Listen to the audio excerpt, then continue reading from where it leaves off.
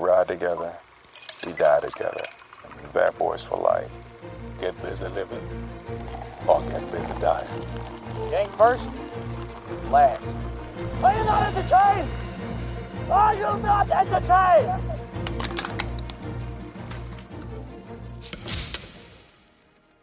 Welcome to Brews and Reviews with Mick and Pat. I'm Mick. And I'm Pat. And each week we sit down with you degenerates to pretend we're certified cicerones and cinephiles. That is right. So grab a cold one and join us as we review Weldworks Brewing It's a Unicorn Thing and Season 1 of FX's Mr. Inbetween. And if you've been with us before, you know what time it is. Release the Kraken!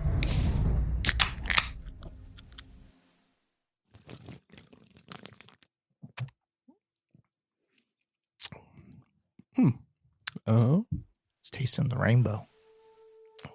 There's all kind of flavors in there.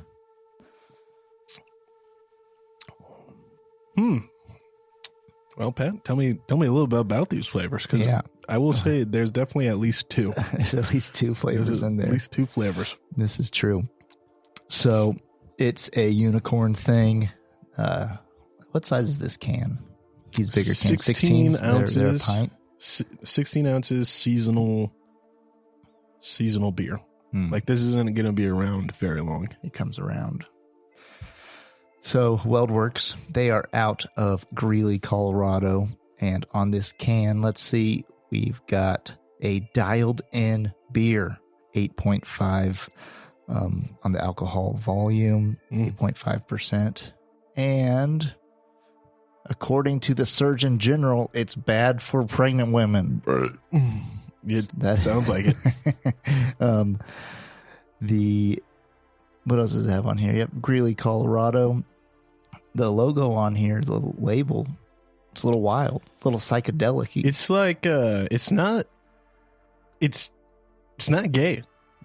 You know what I mean? Like, it's definitely got all the rainbow colors, and it's a unicorn thing, but it's not like you're drinking this and someone's like, oh, like, is that just a gay flag on a beer can? Like, it's got more aesthetic to it than that.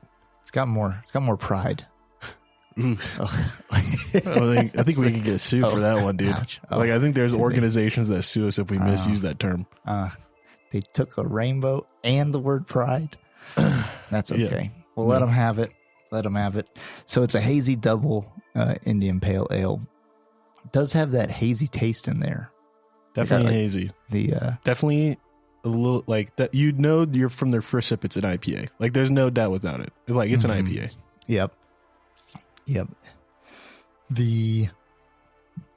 Some of the flavors it says they have going on here is it's a pale ale with citra.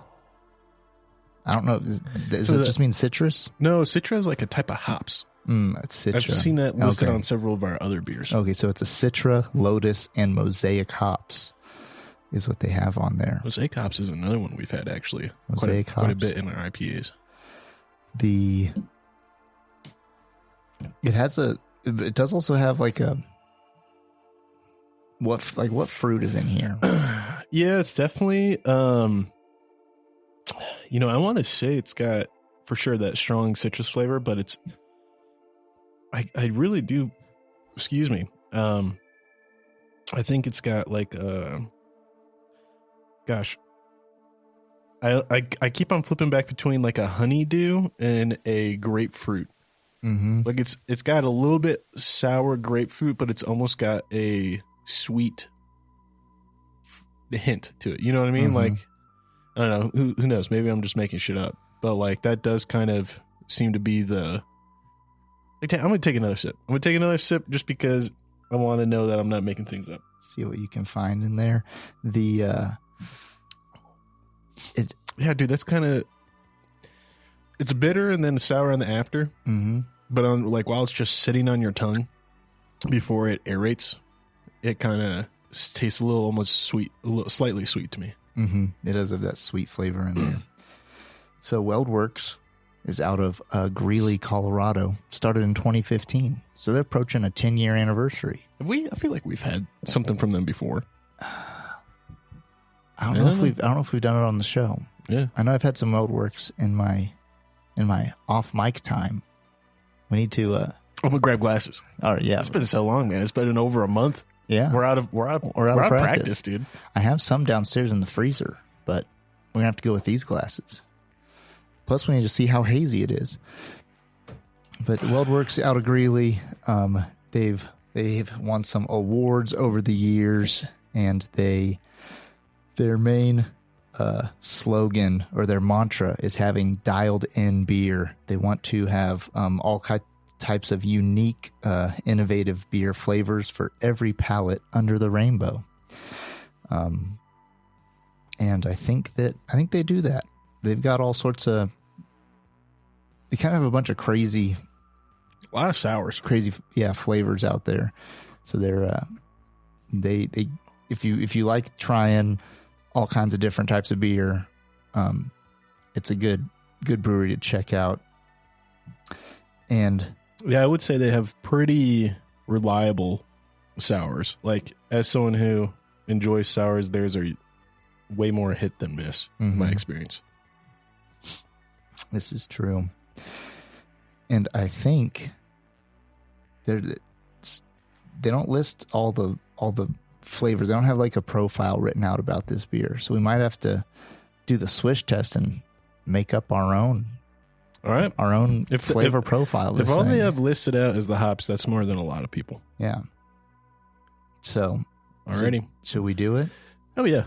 Sorry, I was just getting a photo for Untapped. It is definitely got that. It's more than hazy. It's cloudy. Yeah. Like, it is definitely cloudy.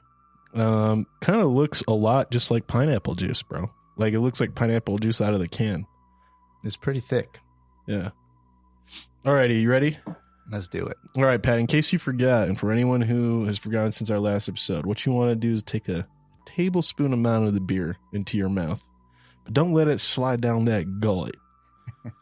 First, you want to let it roll back across the top of your tongue to the back of your taste buds, and then you want to let it roll under the sides of your tongue to get between, your like tonsils and that like gap from where your wisdom teeth used to be, and then let it swish side to side.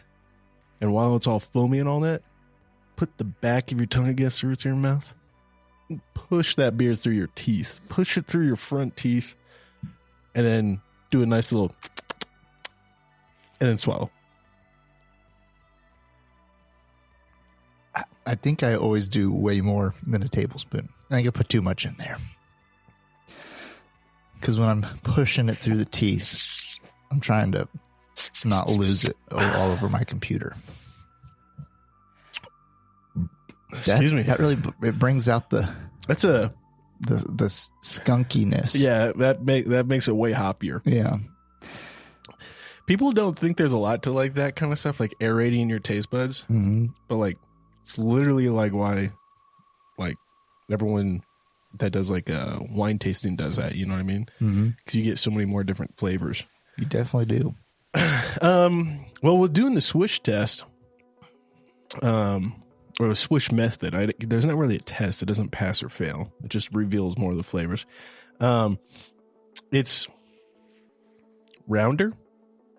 Maybe definitely got like, it feels like it definitely has like a more of a beginning, middle, and end, and like the middle's way more not nutty, but heavy. Weedy, not wheat, hoppier. But I will say the beginning still, to me, comes off as sweet. Yep. Not super sweet at all, but like very subtly sweet. And then the end is just a very skunk. Yeah. It's skunk, man. That end is skunk. It's got, when you were a kid, did a park ranger ever tell you about how aspen leaves could, if you chewed them up, they'd help with like headaches? They'd work as like Man, they aspirin. told you leaves? Those park rangers just gave me straight up aspen bark. Just told me to chew on that. Yeah. So when you eat the leaves of an aspen tree, that's kind of the aftertaste I have in my mouth right now. Really? Just that. Interesting. Yeah, that bitter. That's not good. You know? That's not good. I feel like that would be not a flavor I want to have in a beer. But that's what I have right now. Just kind of that. I think I over aerated it. I over skunked it. Bro, should you crank open a seltzer and take a sip out of a seltzer just for like palate cleanser? Palate cleanser? Might throw a Zen in there, mix it up. Ooh, help with the flavoring. It is, to be fair, like this is a hazy double. Yeah. I don't know if you said the word double in the beginning. Mm-hmm. Okay. But it's the double parts where it really comes really through. There. Yeah. Because this one reminds me of the first beer we ever did on the show. Which was? The Juice Force IPA. Yeah, it's definitely feeling like a double version of the Juice Force IPA. Like way heavier on the hoppier stuff. I can see that for sure. Yeah. Not nearly as juicy as the Juice Force, I feel like. After the Swish test, it's less juicy. Less juicy. All right, take a sip after the Swish test. See if it settled down for you. If it's calmed down.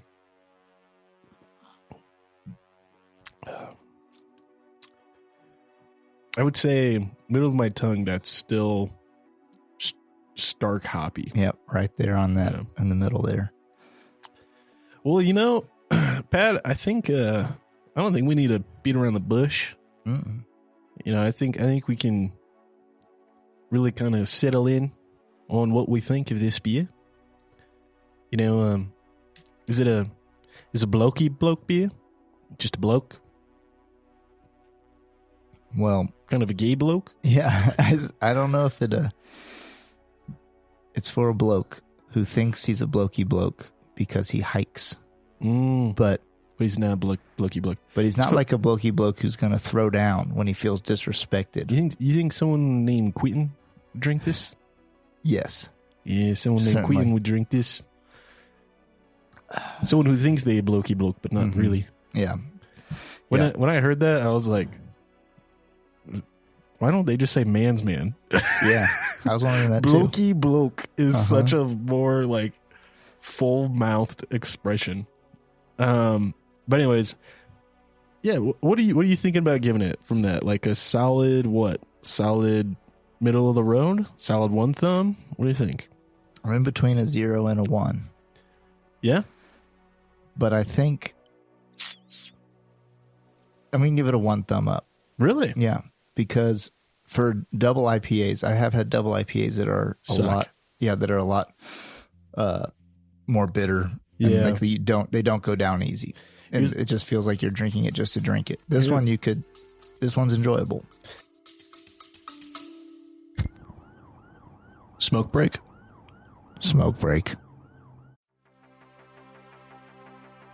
Hey, Ken, it's Mick, and I've got something important to talk about.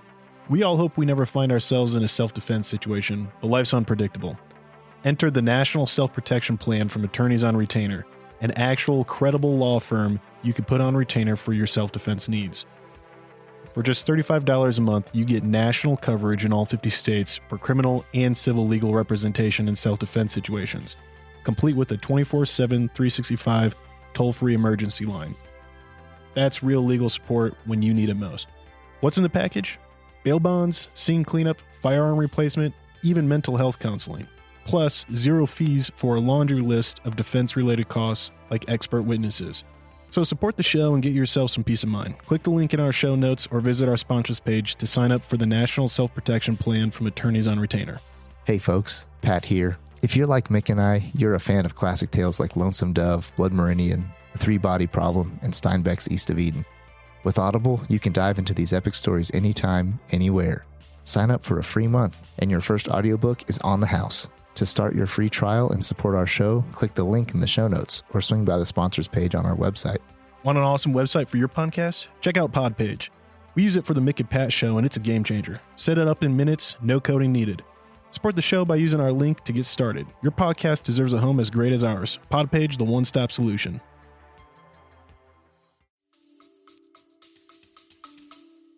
My thing is, the moment I see double IPA, double India, the moment I see that on a can, I immediately, it's an uphill battle for the beer.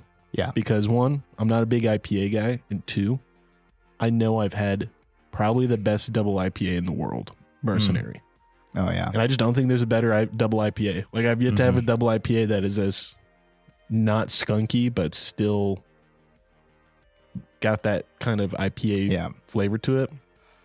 And yeah, you know what? I think that's fair. I'm gonna give it a thumb up too, because it's if someone was really like getting into beer IPAs and wanting to try out hazy doubles, or not even hazy doubles, but just double IPAs, I'd say like, yeah, this is a good one to go into. It's gonna probably be more often than not on your side of being less harsh than the majority of these. Like, it's definitely a smoother double IPA than I think most.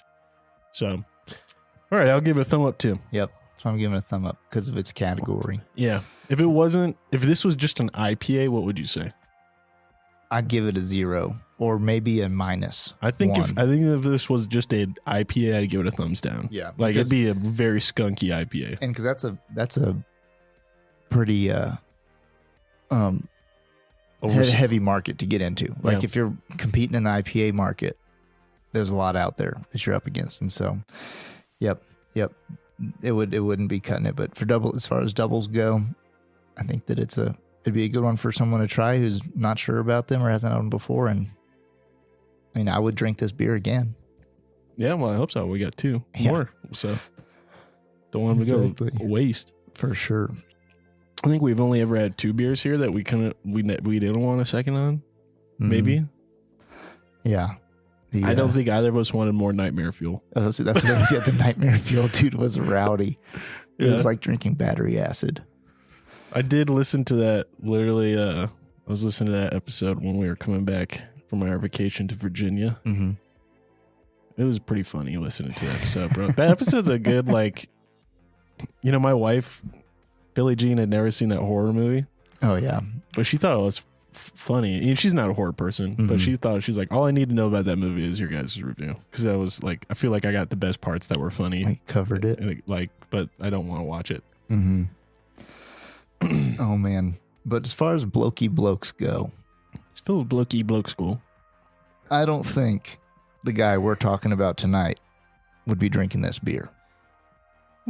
Really? Yeah. You don't think Ray Shoesmith would be drinking this beer? I don't think so. I think he's more a Carlsbad guy. Carlsbad? Yeah. Is in like, you mean he's a bad guy? Or you mean he just likes beers named after men? Yeah, so Carlsbad is like it's like the Heineken. It is Heineken-y, but it's way more popular throughout the rest of the world. So like if you go out through all around the world, you got Carlsbad and Heineken hanging out side by side. Yeah. And that's the post work. That's the silver bullet of the rest of the world, Gotcha. I think he'd be more of a Buddha. Or a Frosty. I think he's what they call him down under. Frosty's like the Coors Banquet. It's like the ale that is just everywhere. Just is what it is. And then Buddha something. Mr. Buddha, I think, is like the Australian craft beer. All right. And both of them are imported here, and I was thinking about getting them, and then I saw this one. They said it's a unicorn thing. I thought, that's pretty on brand, because in this show, he talks about unicorn with his dollar. And, she comes to him asking, Santa real? No. Easter Bunny? No, not that one either. Unicorns?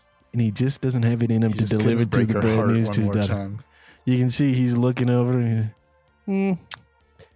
he's, those ones real. Those ones are real. And tells them those bullshit story, and you can see it on her face when she's like wondering. She's like, wait a second. How'd the unicorn know your name? And why did the unicorn know his name, Pat? Because unicorns know everybody's name. Because unicorns know everybody's name. That's just part of the magic. And they fly. Allegedly. Flew off. Yep. But anyways, yeah, we're getting into Mr. Inbetween, which I got to say, man, I'm absolutely blown away by the quality of the show and how much not just myself, but my wife enjoyed it. And just how much I feel like I get out of it for it being pretty much like, I don't know what the longest episode in season 1 is, maybe 35 minutes. Yeah, max.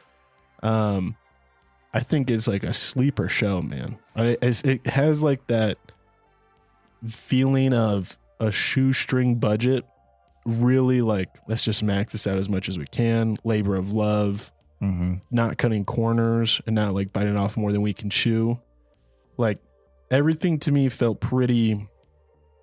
The finale, you could definitely tell was like beyond their budget. I think like with the, we're going to get into spoilers, but the explosion in the final episode I thought was like pushing their budget of effects and special effects, right? You know what I mean?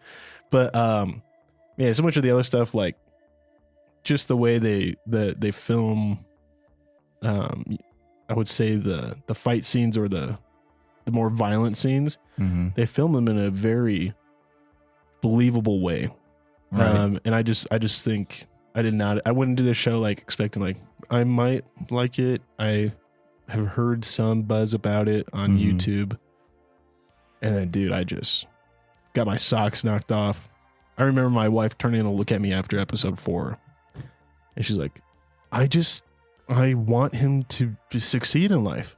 I want him to, I want things to work out for him. And I'm just like, yeah, that's weird. That is weird how like quickly I've gone from seeing this guy as a scary looking dude, thinking he's a scary looking bad man.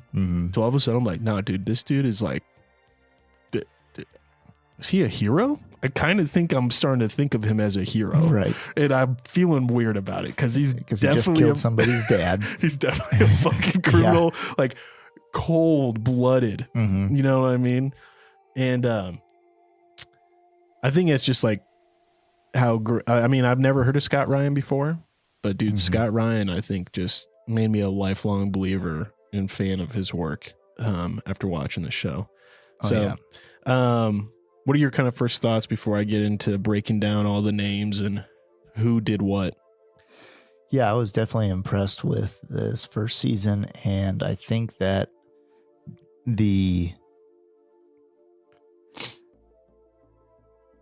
anytime a show relies more on writing and storytelling than it does on like, just like, big sets, chase scenes, or right, that stuff, and or like classic tropes. Maybe like I'm always a sucker for like, I don't care, like the rogue cop who like has no dad, who plays by his own rules, like whatever, like I love it. The hitman, right? I literally just need to hear that the main character is a hitman, and I'll probably watch it. Right? Yeah, whatever it is, like these sorts of like these things, and so. But this show, it doesn't rely on all that stuff or the action of it either. The action fits and moves along well. And I thought that it was just really well paced. That's awesome. Yeah. I'm glad you liked it. So, I definitely felt very confident suggesting that to you. So for those who are listening, I had watched one episode. I thought it was good enough to recommend like the wife sit down and watch it with me because I didn't want to get too far ahead and have to backpedal a bunch. And she did, and before we knew it, we were 4 episodes in because each episode's maybe 20 minutes, 25 minutes at most.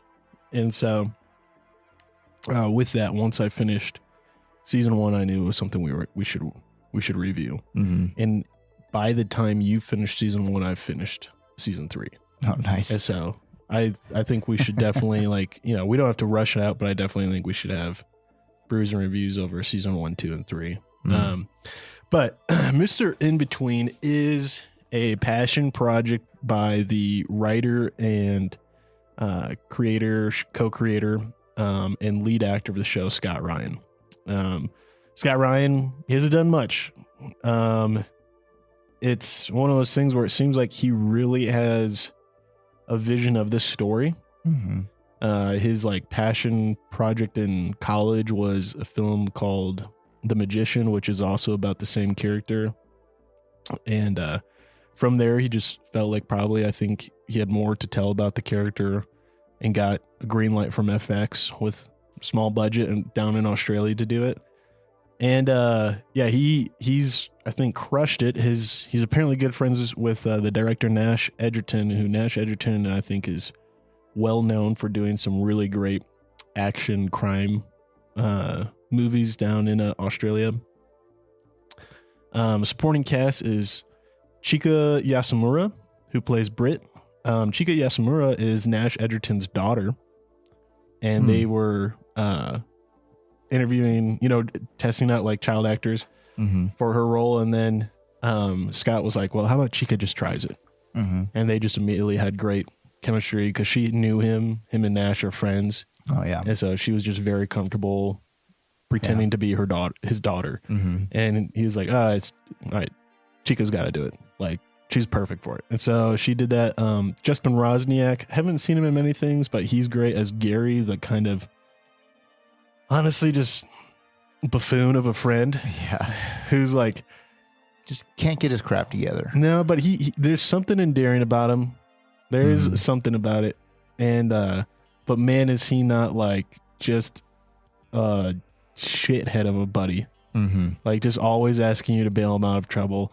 And Justin Rosniak does a great job about it. Justin Rosniak, I think, really does understand that he looks like his whole appearance as that character and his body language and language of that character. I think he understands he just looks like greasy, pathetic. Yep. You know what I mean? And like he just rolls with it. And there's something the way he does it that is like very endearing.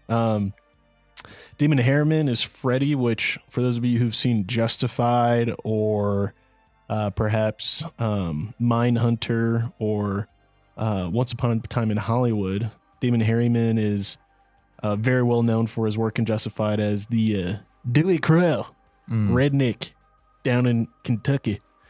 And also as ironically in two separate crime universes. He has played what's that guy? Marilyn Manson. Oh, really?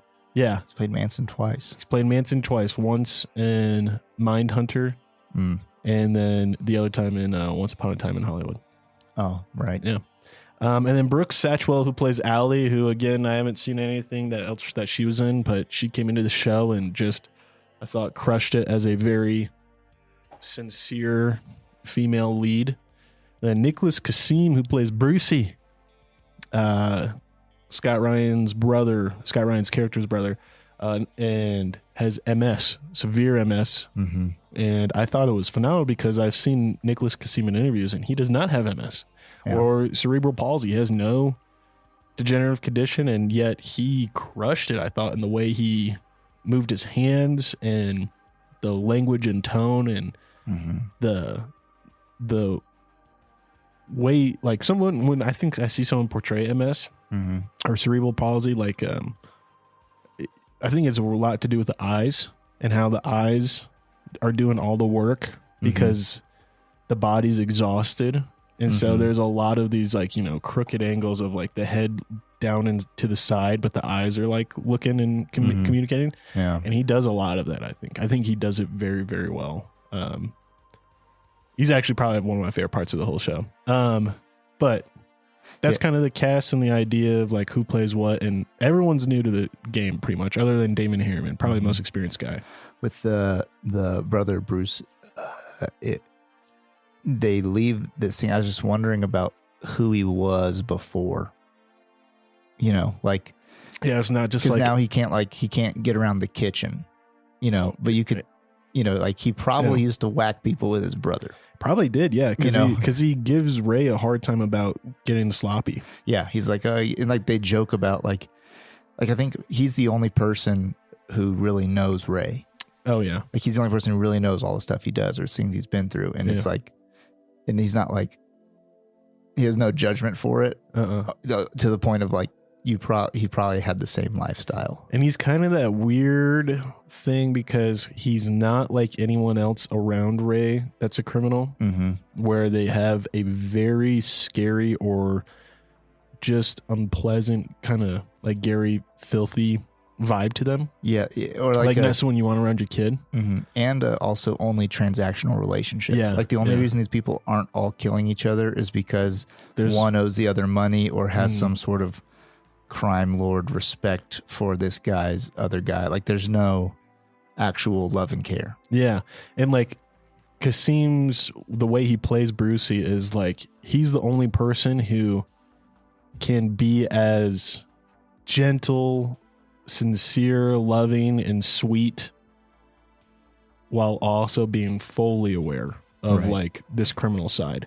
Because like the way I don't know about you, man, but the way he's like always getting Brit new DVDs, like new movies, just, oh man, that like, it kind of hit me in the nostalgia because I think I remember my uncle always having a new movie for me to watch at his house when I came over. And he was very nice and kind, but he also like had a drinking problem and stuff like that. You know what I mean? And so it was kind of like, it was like a weird duality of like being aware of like, he's being really nice to me, but also like he's maybe not a good person, but he's like a considerate. Or it's like someone, like I've had people in my life too like that, where it's like they do considerate and gentle. Yeah, they're thinking through those things, but and they also just make bad life choices at the same time. Yeah, it was weird. But like I just was watching that and I agree with you. It's that he plays such a good character of like the balance between both. And never putting Ray in a situation where it might just because his life is kind of shit as MS is getting more severe. He doesn't ever let that turn into laziness around his brother and potentially putting his brother at risk of getting exposed or caught. You know what I mean? Right. He's always very careful. And so that said, plot summary of the show is very simple for folks who are interested, I think, or just, you know, listening to see what it's like before checking the show out. But you find out within the first few minutes that Scott Ryan's character, Ray Shoesmith, is a pusher.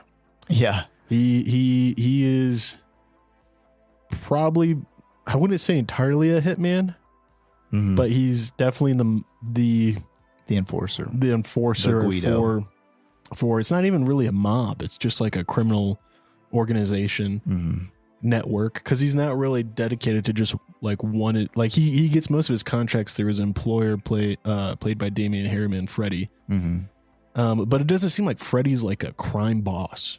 You know what I mean? Like he runs a strip club, and it seems like he's just more than anything like helping.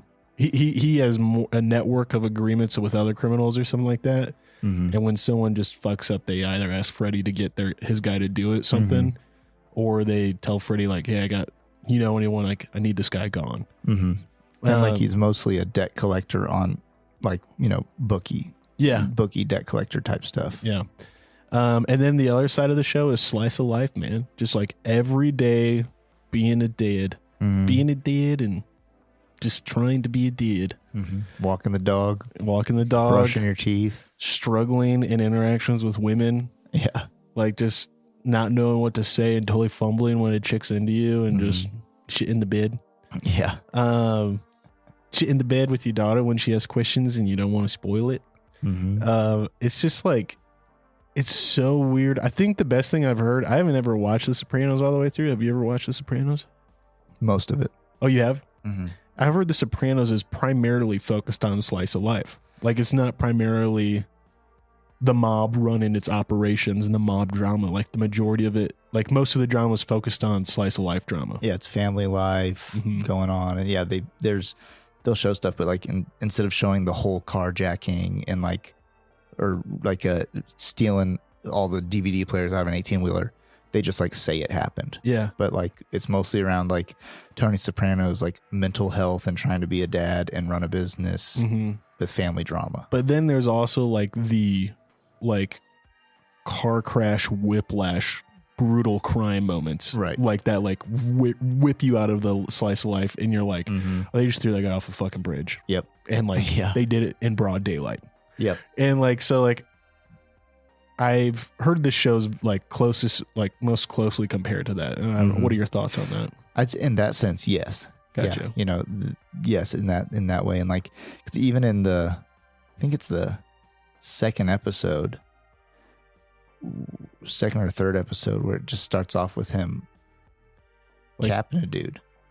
And he You mean like that when he breaks in and kidnaps the guy when and takes him out and has him start digging his own? yeah, he doesn't break in. He takes the kidnaps guy him at at the his end car. of his run. Yeah, Mhm. and like at this point in the show, I just thought he was getting 10 grand off of him. You know, like he's gonna make him dig the hole and scare the heck out of him Yeah. and get the money. Yeah. Not like there was no way this guy was walking away alive. No. You know. And it's so heartless. Oh yeah. You know what I mean? It's so cold when he's making him dig, and he's like, "What are they? And What are they paying you?" He's not even making him dig to like how a crime boss would be like masochistically enjoying forcing you to dig your grave. He's like in a utilitarian sense, just dig this hole, bro, because like I don't want to. you got to dig the hole. You know, Yeah, it's kind of like one of those things where he seems so experienced that he seems like he knows mm-hmm. at some point when they're digging holes, they're always going to turn and make a go for it. Mm-hmm. So it might as well just get them to dig as deep as they will, and then once they turn and try to hit you and you shoot and kill them, then just finish the rest of the hole. Yeah. You know what I mean? You always keep a shovel's length distance away from the man. Yeah. But that episode is so like, it's kind of the first time you get a little bit of a wrench like on your heart, because Mhm. you realize he actually cares about getting the wrong dude. Yeah, when they're like, it's the wrong. Freddy's like, it was the wrong guy. Like You're not gonna fucking believe it, mate. It was the wrong guy. And he's like, yeah, what do you? I killed him. yeah, I took him out, and he was telling me I had the wrong Mhm. person, and I didn't. I just shot and killed him and buried him out Mhm. there. Like, how the fuck did you guys mess this up? yeah. It's like the same thing with. He's just a soldier. He considers himself Yeah. a soldier. Like Yeah. that sort of thing. And so like with the anger management counseling classes, and he's sitting in there with guys who keep saying they beat their kids or beat their wives and stuff, and he's just like, Yeah. that's not my problem. He's like, why am I here with you guys? He's like, yes, I also beat people up, but you guys don't realize that it's apples to oranges here. Like, yes, I also inflict pain on people, but I'm never unhinged. Like Yeah. he's never unhinged Well, he definitely is, I think. in this first season. Yeah, wasn't it there was an episode where it's the one where Allie first sees him get violent.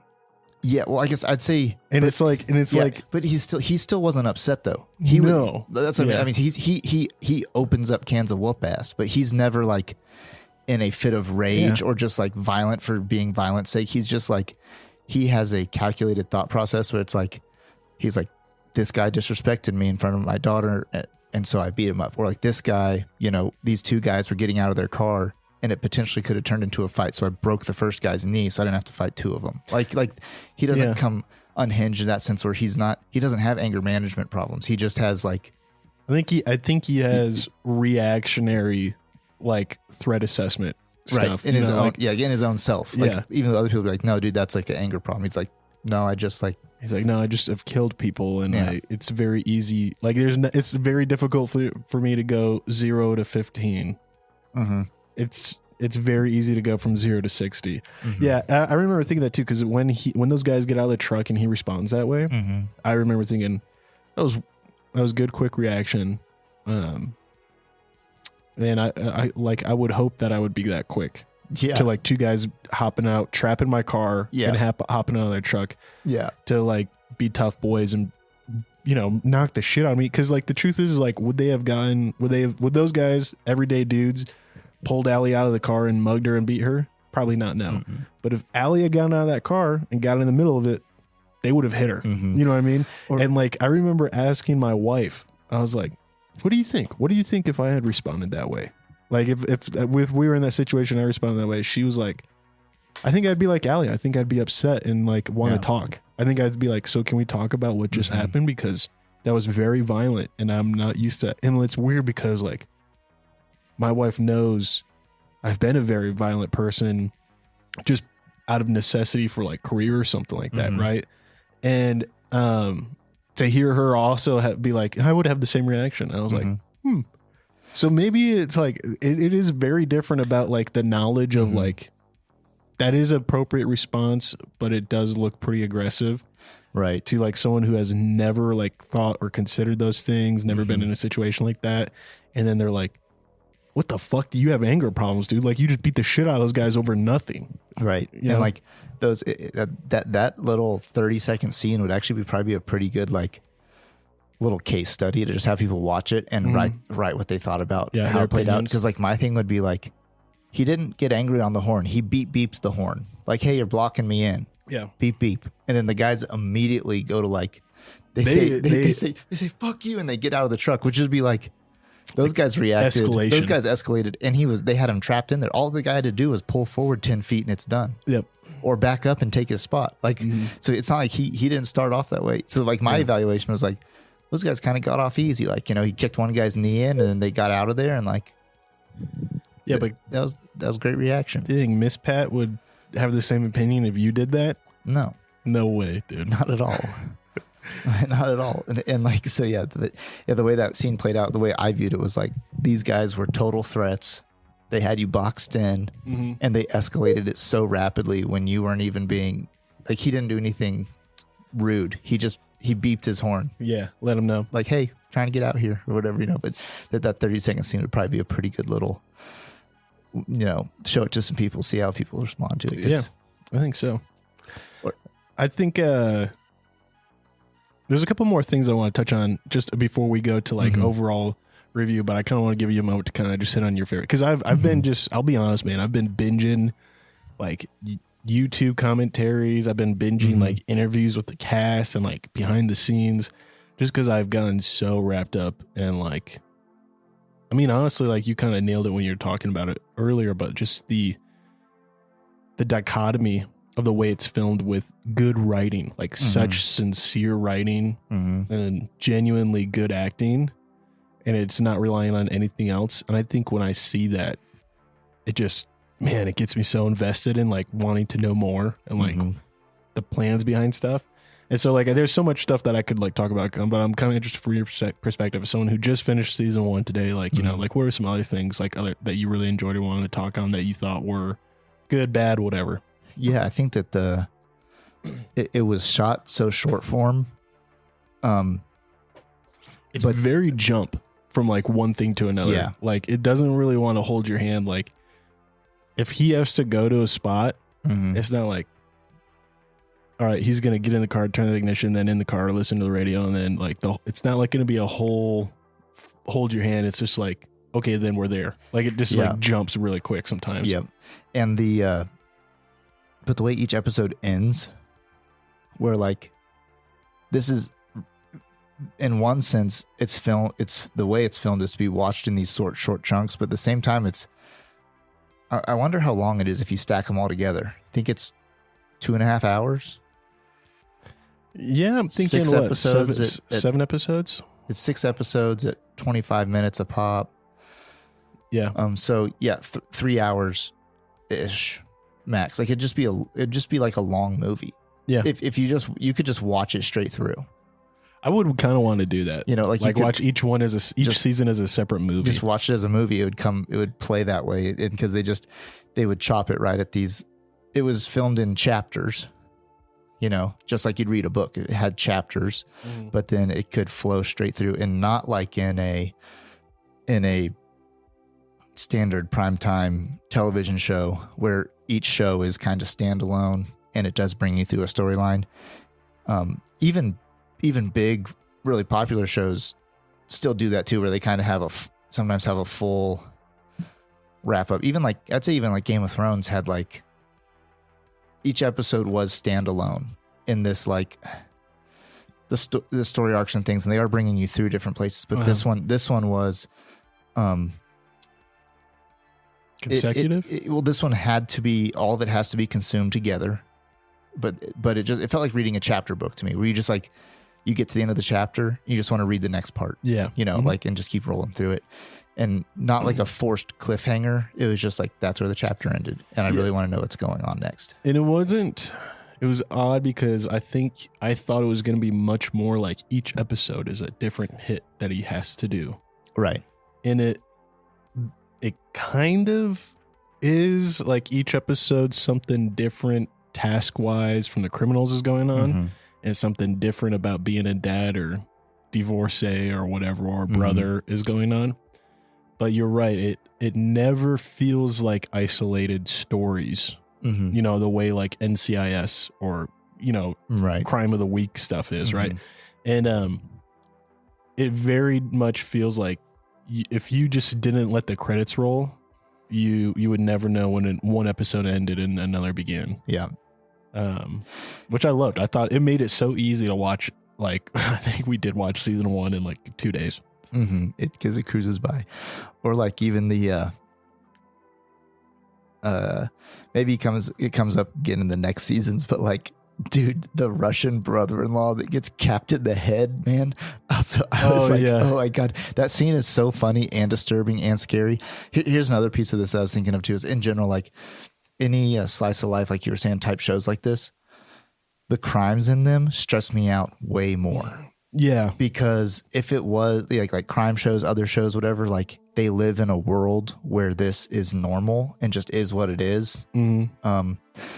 Like even whatever, going back to like Game of Thrones, like, oh, another person got killed. Like there's no, like, it just is what it is. Whereas like this is because it's just a dude brushing his teeth, helping save a ladybug from the shower, trying to pick his daughter up for school, take her to get ice cream. But then he kills 3 guys in the middle of the night. Yeah. That part, like those things stress me out so much more. Like those are the type of like things that like, they don't help my guilty conscience. Like I've never committed major crimes, but you just have these like things in the back of your head. Like, what would it be like to live with having just shot a guy and buried him? And now you have to live the rest of your life. Just like if that guy gets uncovered, like, because while it's not a true story, it just feels like it could be real. And so that sort of stuff feels so much more weighty. Mm-hmm. And there hasn't been scenes where he's just like John Wick running through like killing 48 people at one time or anything. It's just like, it's very grounded in believability to me. Yeah. And like, those parts stress me out so much more. So like there's a scene where the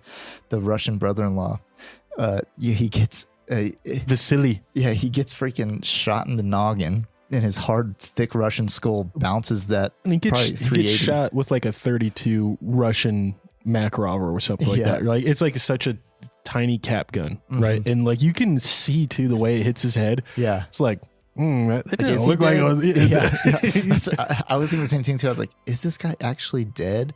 And then they go to chop him up, and I'm like, I didn't know this show was going to be that gross. Yeah, dude. When they're getting ready to chop him up on the table, I'm like, I don't know if my wife's going to be into this. Yeah, I was not ready for that. But then he sticks that meat cleaver in the guy's arm, and he just wakes up, and I was laughing my ass off. I was laughing, and my stomach hurt because it grossed me out, and I was laughing because that's what dark humor is. It looked like it was great, like special effects though. You know what I mean? Like it looked like.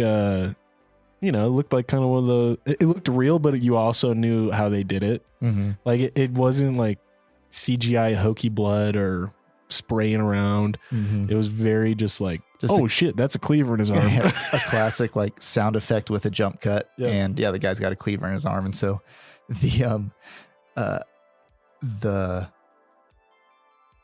those parts of the story. What I was saying before was like. He might come into the next season, but they just kind of leave that part of the story alone for the next 2 episodes or whatever. Like where, that guy's tied to some of the other criminals, but like the dude who got shot in the head and had the cleaver in his arm, like they don't reference him. They don't talk about him. It's just that happened and now it's done. Yeah. Yeah. I really enjoyed it. And I kind of think like I think the show itself is written to not try to pull the carpet out from underneath audience. Mm-hmm. Because the moment I saw Gary in the hospital in a coma, mm-hmm. and, just like from the first time Vasily's introduced and the way he just like comes out of the bathroom and is just like, I don't give a fuck. Like, mm-hmm. Hi, whatever your name is. Mm-hmm. Like he's so like he could give 2 shits about Ray or Gary. Yeah. But the moment Gary's in the hospital and I see Vasily there and Tatiana's crying and like Vasily's just like cold, like stone cold, but almost seems like someone who's like under the microscope, right? Mm-hmm. Like he's trying not to give away that he knows something about this. Mm-hmm.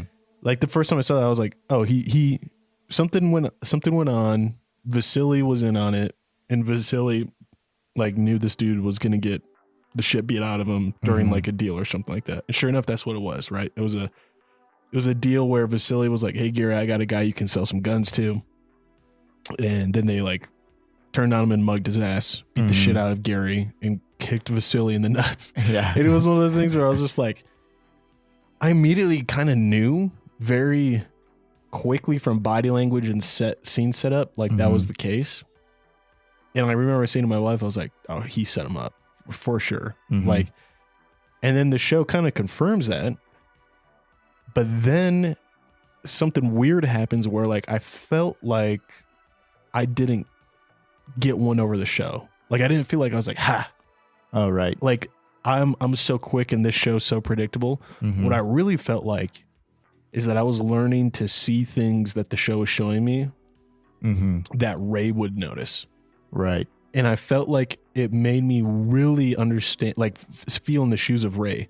And that's something that I think actually carries out through like the season 1 through season 3 is that the show does allow you to predict things. The show really does allow you to feel tension and predict how something's going or what's going to happen. And it feels good because it's written by the guy who's the main character. Right. And a lot of the things that you pick up on are supposed to be exposition to show how Ray picks up on it. Right. And it's not supposed to be like, so, did this surprise you? It's supposed to feel like, yeah, you should have predicted that because we've shown you how Ray looks at a situation and then how he assesses it. And like, I think the biggest example from season 1, spoilers for anyone who hasn't watched and is already interested, like you got to watch it. Cause we're talking about spoilers here. But the final episode where he's got the grenade in the tiny little, like key lock safe, like the moment he's talking about that, I'm like, that's not money there. Yeah. That's not money there. Cause he knows the game. Yeah. He was listening to a guy earlier on in the season trying to buy him off, and he knows like, that's not how any of us operate. None of us operate under the condition of like, if you pay me, then I'll let you go and I'll kill the guys who hired me. Right, that's just not how it's ever going to work. And so how they go out there to this place, they get the safe. Of course, he doesn't remember the combo to it. Of course, they need a incredibly hot acetylene torch to melt through it. I'm like, dude, it's a boom in there. Yeah. It's a boom of some kind. And, he's like, he's has this set up for this exact situation of, okay, like might have to deal with some people.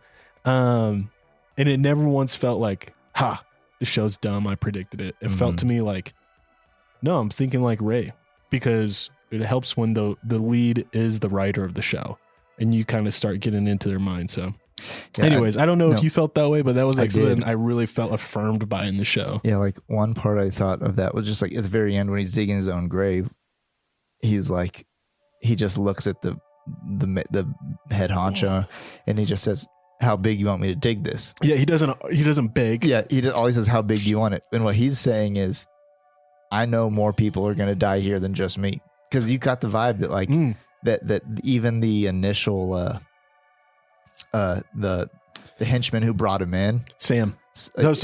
Dave. Yeah, played by a guy named Sam. I think. Yeah, you're like Dave is going to die here, and he's going to like the way this plays out is a couple ways. Like there's more people going in this hole than and Ray knows that. Yeah, he's like, "You want me to dig it for 2?" Yeah, exactly. He's like, he knows it's not ending well for any of them.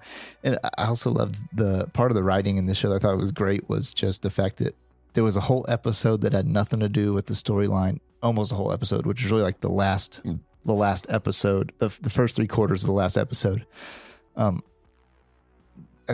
the dudes, you're wondering how did the carjackers? Yeah, you wonder how did Ray get away? Did he steal the car? Secret lever. Yeah, exactly. No. It's like, no, he just these guys this crazy lifted his car. Yeah, this crazy story that like he even tells the guys like, you won't believe what happened to me, because they jacked the car And then they take the safe and like just this whole roundabout thing. And of course, right when he's walking back to the car, I'm like, oh, he's getting right back in the same situation he was in. It was just this little side story that didn't move the plot along at all, but it was very enjoyable. It just this little complexity to it. It felt very believable. Like it wasn't so unbelievable that I was like, oh, okay, I got to really suspend, disbelief.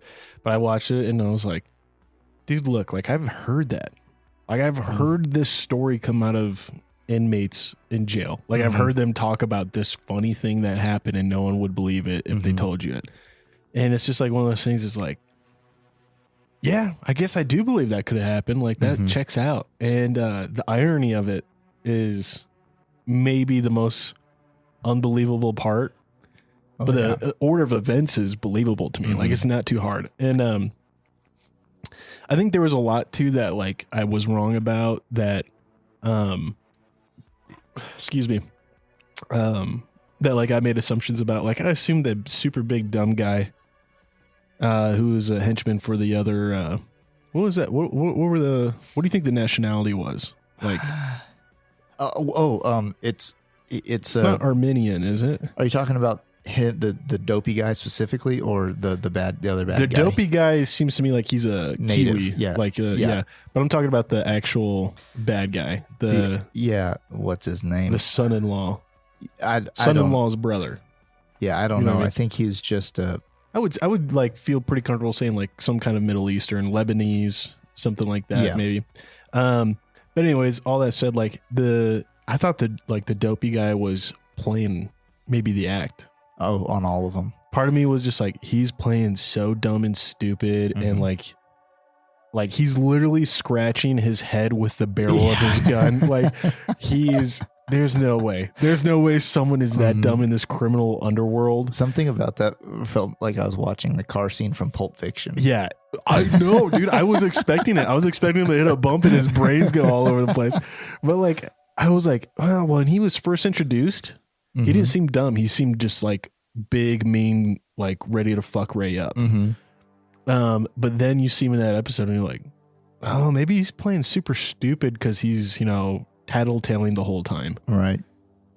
And then it gets to that point where like at the end of the episode, things are culminating and you're like, no, he's just actually stupid. Like that is just a really big oaf. Yeah. And like stuff like that, I was pleasantly surprised I was wrong about. But everything that I felt like, this has got to be what's going to happen.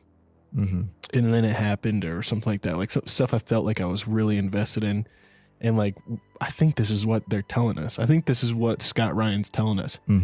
I felt very affirmed by it. And I think that's like not like a, hey, you as the audience, you're so smart.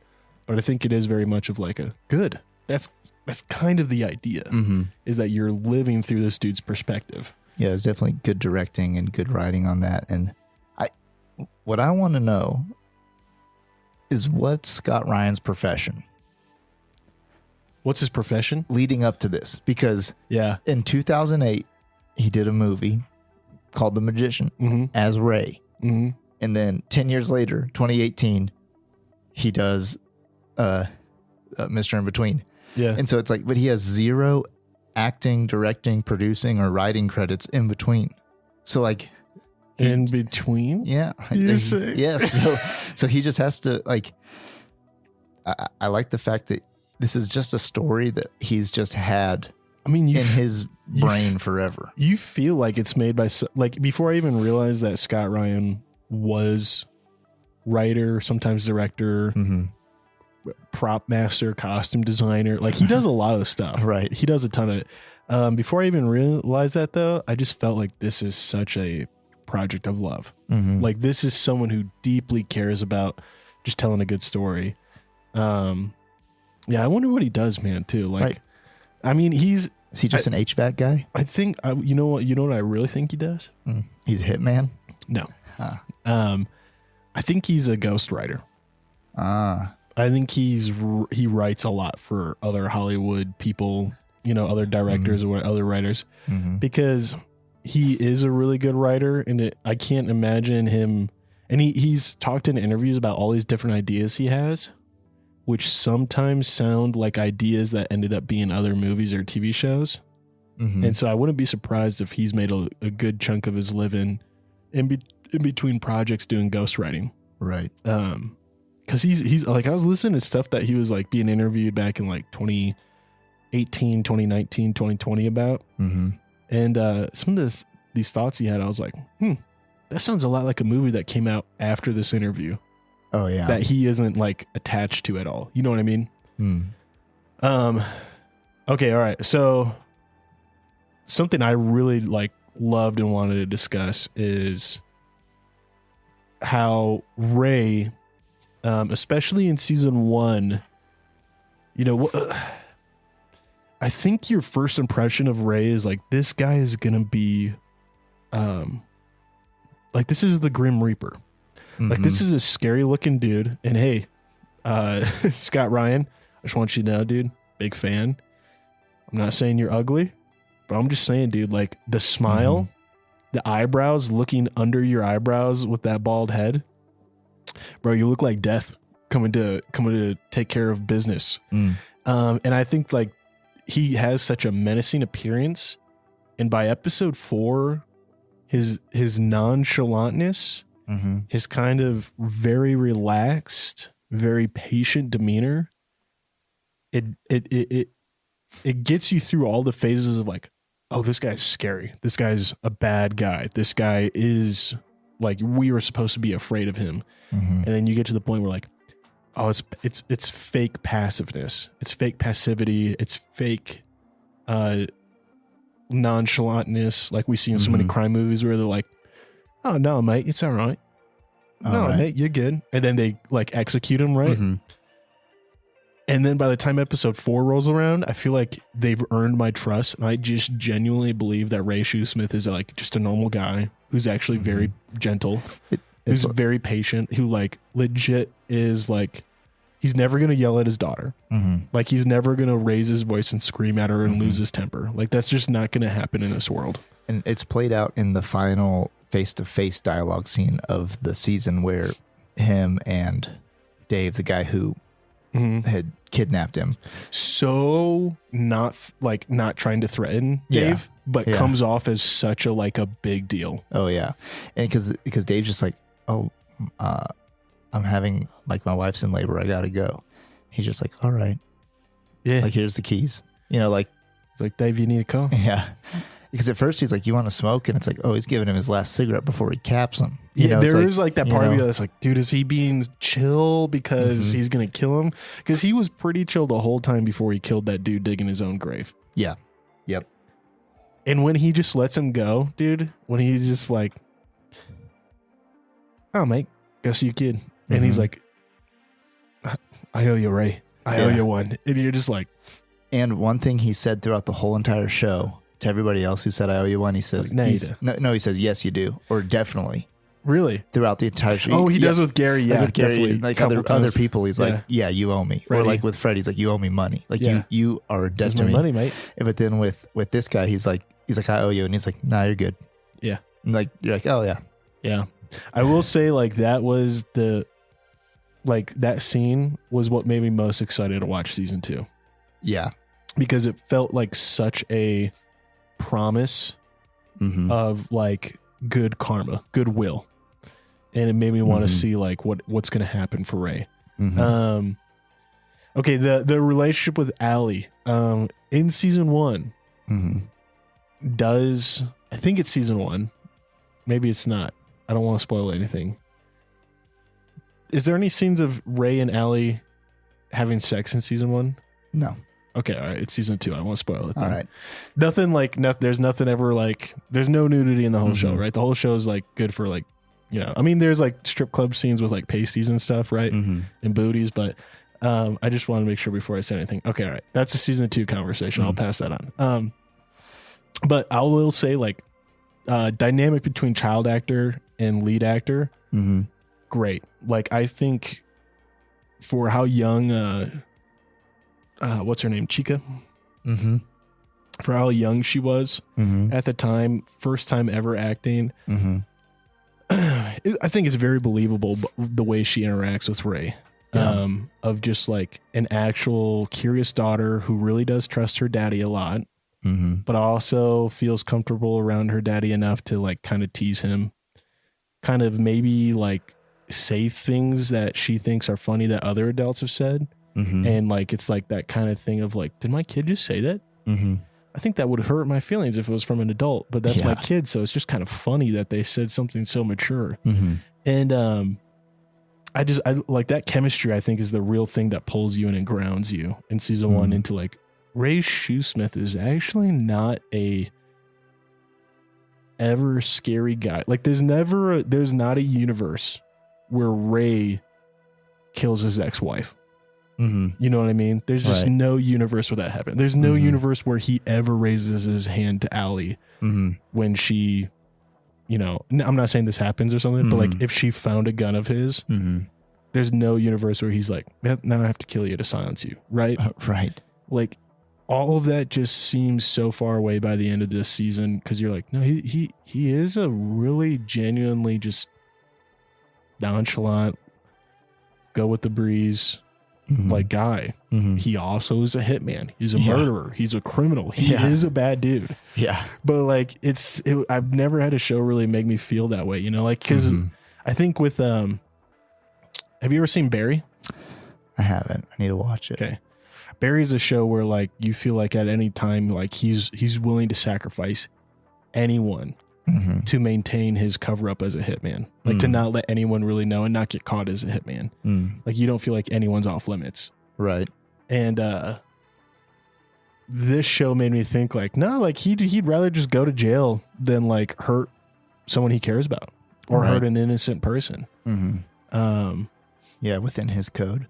Yeah. And that's what we've talked about this a couple times about different bad guys where it's the good bad guys versus bad guys. Good, like bad good guys. writing. Yeah. Yeah. And also like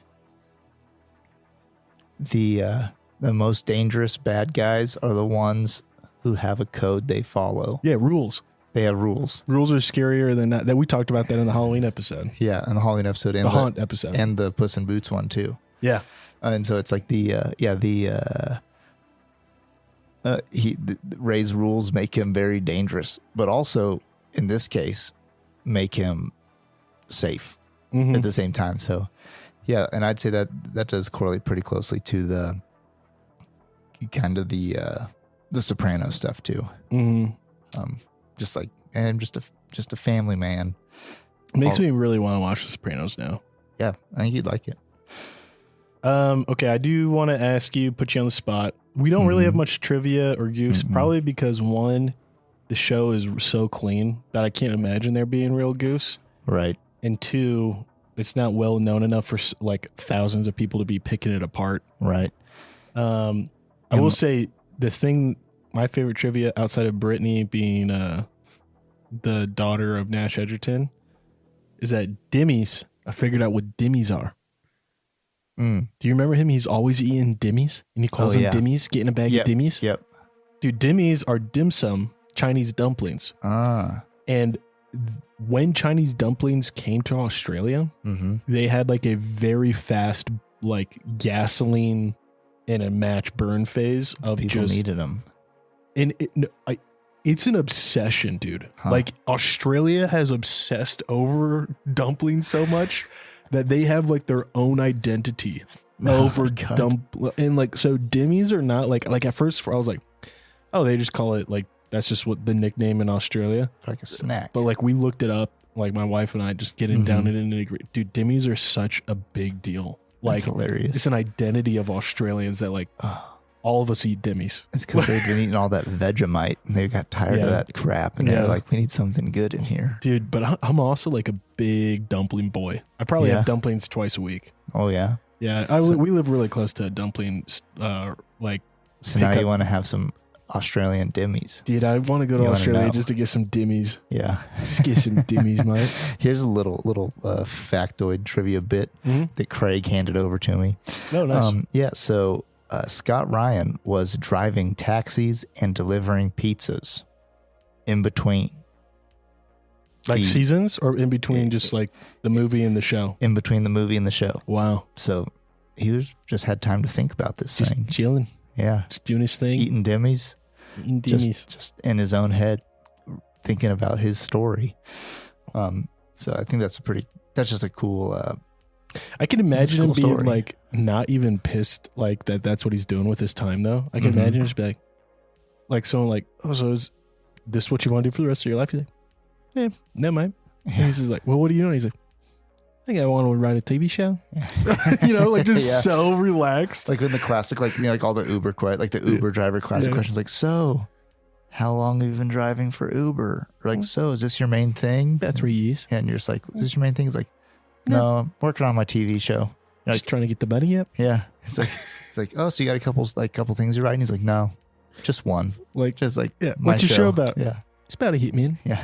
But like, I'd be the lead. Yeah. Again, here's the biggest thing is like, It's cathartic. He has such an iconic smile. Mhm. Like that smile of like it's like the almost, it's borderline. He's bearing his fangs. It's borderline Skarsgård from It. You know what I mean? Mhm. Like it's the kind of same like looking past you smile. And it is very well done. Like it, because it comes off threatening, but it also comes off as like, dude, what the fuck are you looking at me like that for? All right, I do want to get your opinion on season 1, your favorite episode. Like the episode that is just like, without a doubt, your favorite that you enjoyed the most. I'm going to do do you want a quick brief of each one? I got each one up. Throw me the titles. Okay, so, I mean, Mr. PP guy. yeah. First, episode 1 is Mr. PP guy. Number 2 is number 2 is unicorns know everybody's name. 3 is Captain Obvious. 4 on behalf of society, which is like the first big shootout. Yeah.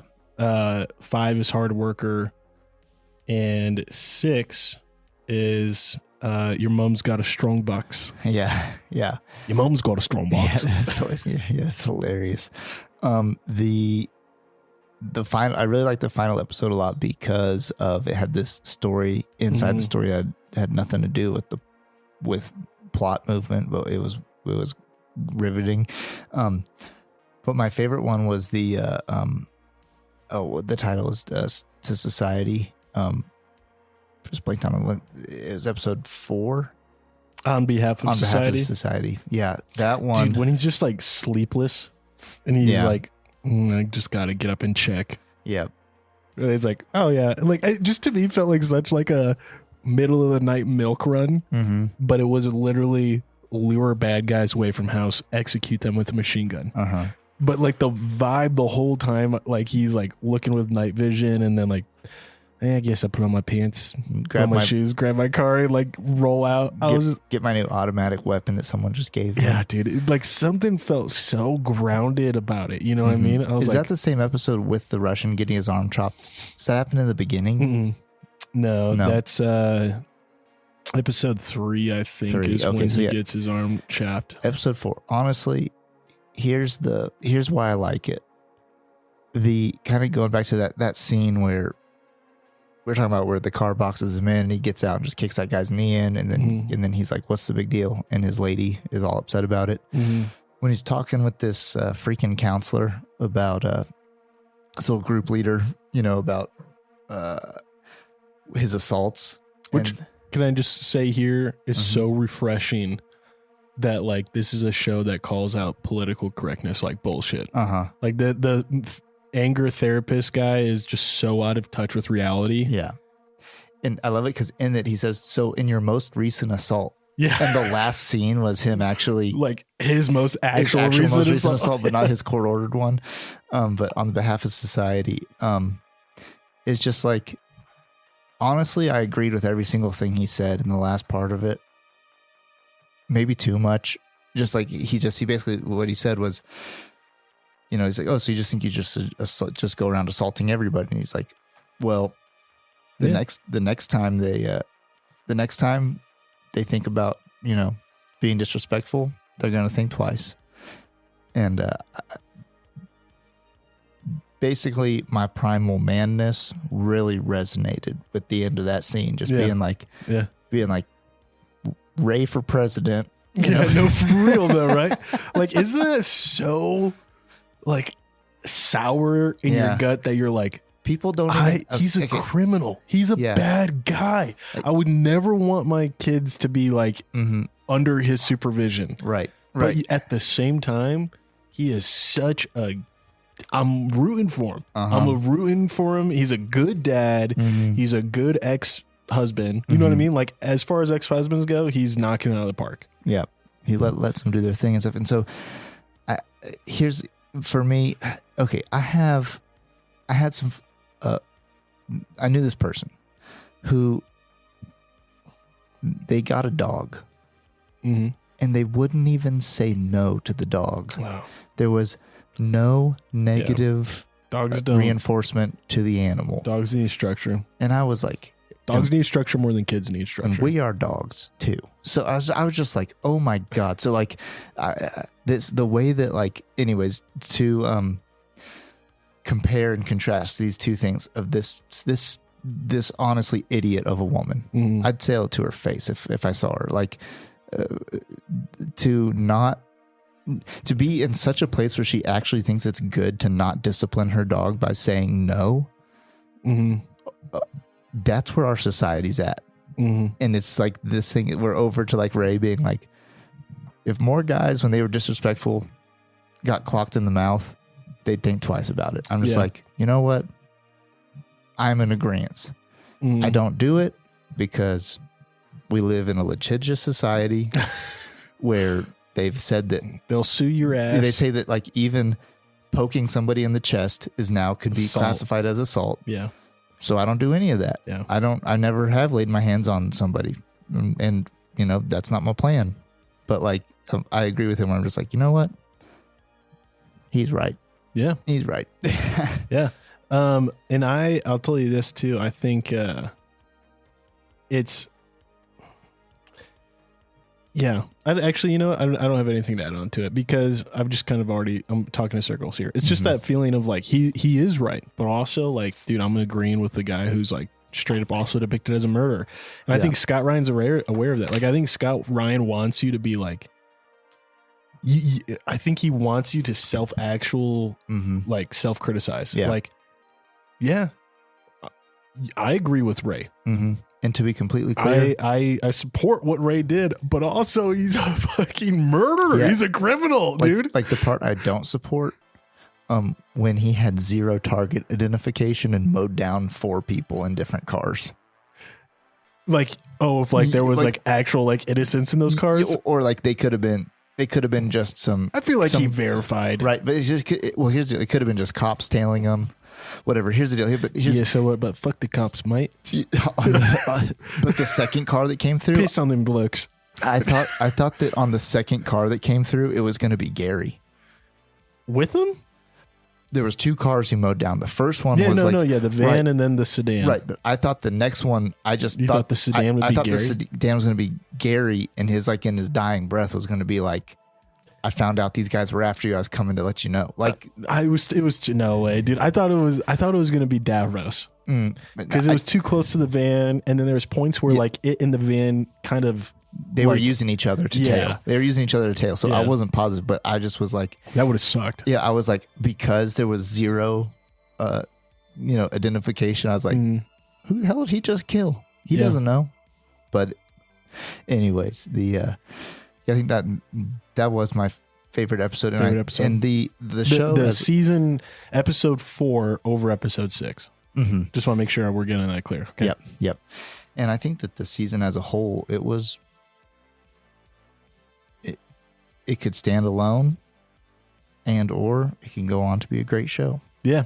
You know. Yeah. I gotta ask. Okay. All right. I just gotta clarify, man. When Ray confronts those 2 guys getting out of the truck. There is a scene, bro, where he goes around to the driver's side door because it's Australia. Yeah. And he bashes his head against the window saying, "Get out, pussy," or something along those lines. Yeah. That I think that is going over to the side of aggression and instigation. Right. I'd say, you know what I mean? Like that was the part where I was like, if I did that and someone was like, I'm scared of you. I think you overreacted. I wouldn't be able to defend that. Right. You wouldn't be able to defend it, but let's say, what would Ray say to that? I think here's what Ray would say. He would say, like, hey, right? No, he'd say, because his line of thinking before was, I didn't want to fight two guys, so I kicked the first guy in the knee, got rid of him. Just want to make sure he was scared. The next guy, yeah, because here's the deal. You know what I'm not getting out of the car with? A dude who just smashed his head against the window. I'm out. Yeah. I'm like, I'm out, bro. Yeah. So A dude putting his hands on the side and banging his head against the window. I'm like, let's fucking go home. That's the thing about the headbutt, dude. Anybody who's into the headbutt, I don't want to mess with. Really? Well, because I've used the headbutt as like a fear defense. That's what I'm saying. I've used the headbutt as like I think this person could seriously hurt me, and I don't want this to go further. Yeah. And like I've headbutted in a fight or like a tussle, and like it's worked really. I don't think I've had anyone hit me after a headbutt. That's what I'm saying. The headbutt is like, it's like, because it's so unnerving. That's why I think Ray was de-escalating by headbutting the windshield. Bro, dude, I just like, that's interesting you say that, because I didn't think about that. I just thought he was getting like, he was angry. I thought he was pissed. Because I always think about how scared I was when I headbutted someone and how like close to like crying I was. Oh yeah. Like, dude, it was like that point of fear where you're like, dude, I might cry because I'm so scared. It's my last resort. And like, I just remember like, like you like hit it, and people just be like, I don't want to fucking fight this good dude anymore. Like, and I just remember being like, afterwards, you know, the adrenaline dump and like, actually like go in the corner and cry. Yeah, that was too much. And like, I just like, that's so funny because now that you say that, I'm kind of thinking about it from that perspective. I'm like, okay, that might have been that actually. It's not like the super violent aggression. Of like, it might have not been like an over like I'm angry and I'm gonna kill you aggression. Maybe Ray was scared. Yeah, maybe he was like super protective and like. Part of me doesn't think that's the case because he doesn't cry in the car afterwards, and I've definitely like been in the place where like I didn't like, you know, I've never headbutted someone in like a street fight or anything like that. It was always like in line of like working security or something in a brawl. But there was times where like I went to the bathroom afterwards and I was definitely like, damn, I can't believe that happened. I was so scared. Yeah, the emotion dump is real, dude. I have the emotion dump hardcore in regards to like any kind of. I do really okay in the moment of confrontation. Post confrontation, I can't bottle it in, dude. I have to like go and just be alone for like 5 minutes and just like throw up, cry, and I'm okay. Yeah. I think my favorite episode is probably, I think it's, Unicorns Know Everybody's Name, I think, or the final one of the season. Your mom's got a strong box. The episode 2, Unicorns Know Everybody's Name, I think that might be my favorite just because that's the episode where I think it switched for me that like this is a normal dude. Like he's not gonna brush his kid off. And he's not a bitter man. Like I kind of thought he was gonna be bitter, you know? And he's not. He's a genuinely like optimistic, sweet dude. And then Your Mom's Got a Strong Box I really like just because I think the chemistry and the whole blowout in the end is pretty great. And this is a trivia that's not like stated anywhere, but so Nash Edgerton, looked him up because I was like, what else has he done? Because I feel like he does a good job directing. Well, he directed one of my favorite Aussie movies of all time. And I'm not going to say it's the best crime movie out there or anything like that. I just really enjoyed it. It's called, excuse me while I find it. Oh man, Son of a Gun.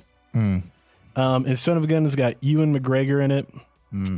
Classic. And was he a director of that? Maybe he was just an actor in that.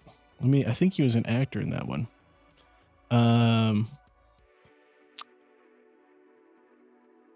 Son of a Gun. Yeah, he was an actor in it. The director of Son of a Gun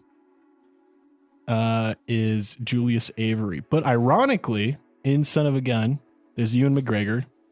There's also Matt Nable, who plays Dave. He plays a character named Sterlo in this movie. And Damien is also in this movie.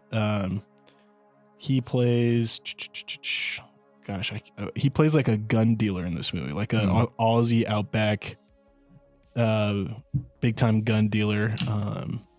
Damien Harriman plays Wilson, but it was kind of cool because there's like a lot of guys who play these characters in like different crime movies and stuff, and then they just kind of, you know, stick together in like the Aussie film circuit, right? Like Nash Edgerton just was like, hey boys, we did that movie Son of Gun, like how about we do the show? And just kind of pulled those dudes over. And there's like a couple other guys who throughout the next few seasons I noticed were also in this movie and like other kind of projects that Nash Edgerton was on. And I just thought that was a cool coincidence, you know what I mean? Like it just seemed like, I don't know, I guess I'm just a fan of the idea of like, you know, the 80s, 90s Brat Pack of Hollywood, these people who are always acting or writing together. It just feels like it's just good, man. It's like the comedy guys when you got Will Ferrell, Ben Stiller, not Dan Aykroyd. Well, you always had Adam Sandler, Norm Macdonald, and then like a couple other dudes who were in every single Adam Sandler movie. And it's just like, that's just fucking like, it just fills your heart with joy to know that they're buddies. Like and they're David always, Spade. Yeah. Because they got to the point where they could just be like, so want to make another movie? And they're like, let's do it. Yeah. Just like, they're just bros with money. So they like the same group of guys are like, let's build a tree fort. All right. That sounds fun. They're just like, want to come over and make a movie? It's like, all right, dude. Yeah, it does feel like that. Anyways, so overall, Mr. Inbetween, this has gone on longer than I expected it to. But man, dude, I just loved this show. I really loved it so much. How do you feel about it, Pat? What's like kind of your consensus here in regards to thumbs up, thumbs down, highly recommend? Yeah. What are your thoughts? I think people should watch it.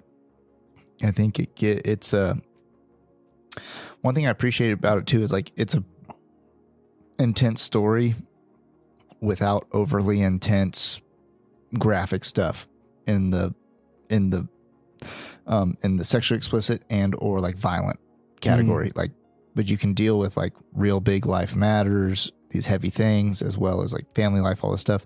And then also it's just different than anything else you've been watching. So there's so much TV out there. There's so much movies out there.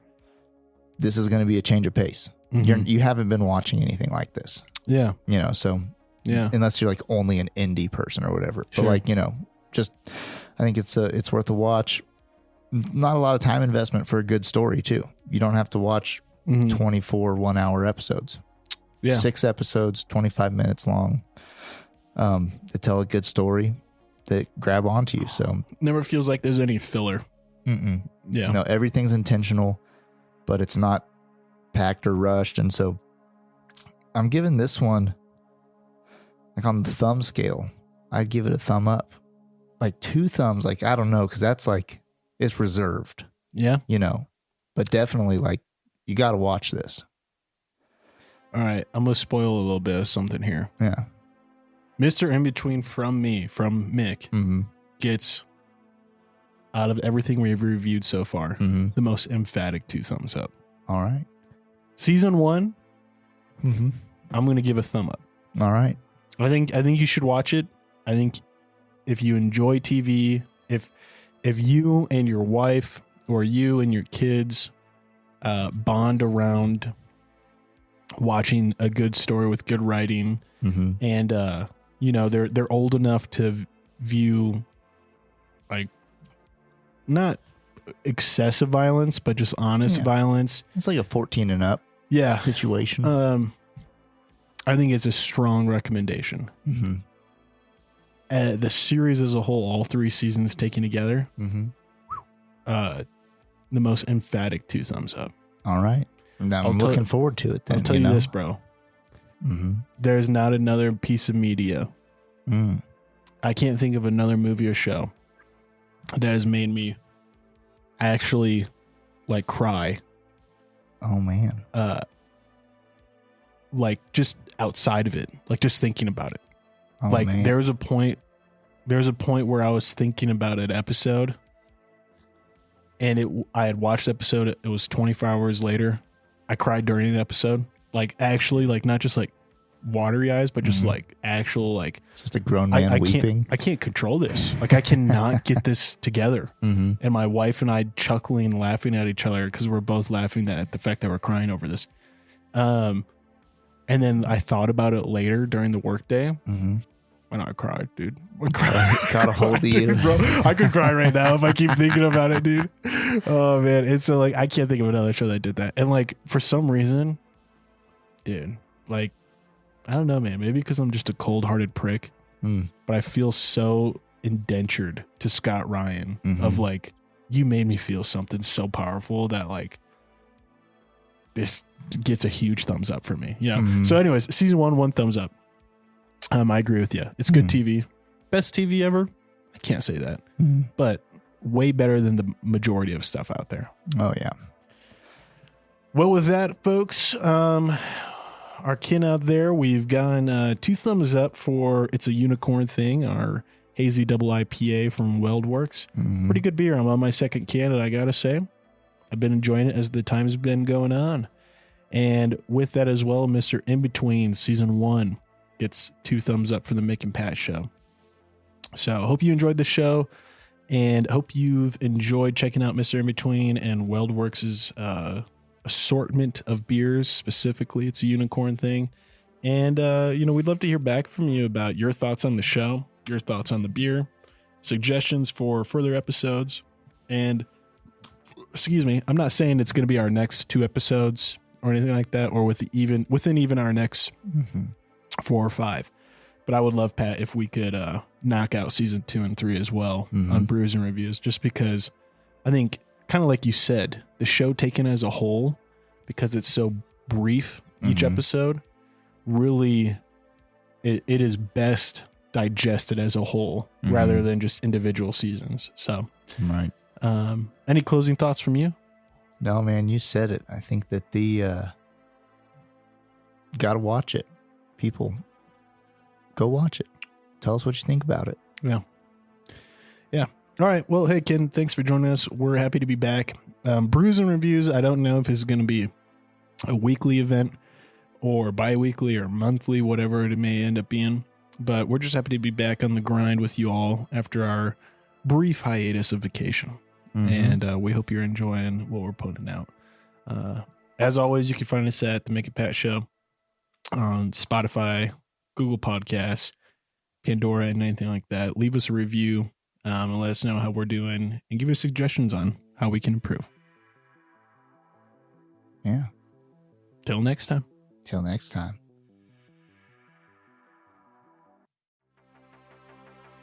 Thanks for tuning in. If you love this episode, drop us a review.